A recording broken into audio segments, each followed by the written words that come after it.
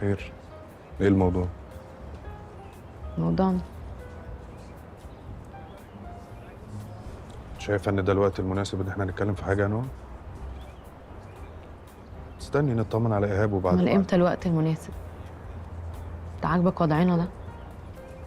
انا عارفه انه خلاص اللي بينا انتهى، خصوصا بعد حبس ايهاب. بس احنا متطلقين من قبل ما ايهاب يتسجن. خلينا نخلص اجراءات الطلاق يا حسن، كل واحد يروح في طريقه. تهيألي ده احسن لك برضه. وانت ما بتتغيريش.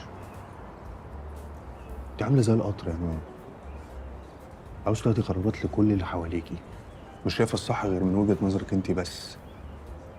عاوزه تطبقيها على الناس كلها، مش مهم بقى اللي قدامك شايف ايه ولا حاسس بايه.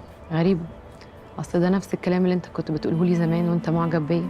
كنت بتقول ان انت بتحبني عشان شايله هم الناس اللي حواليا وعشان شايله مسؤوليه.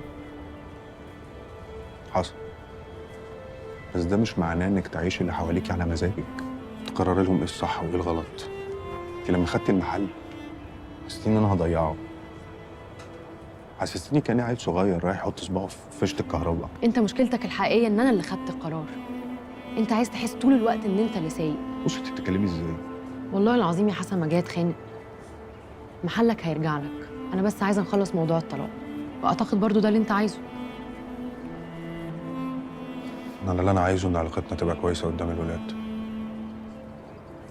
مش عايزهم يحسوا بحاجه. ولو قعدت طلاق فهو حصل، ورقتك هتبقى عندك.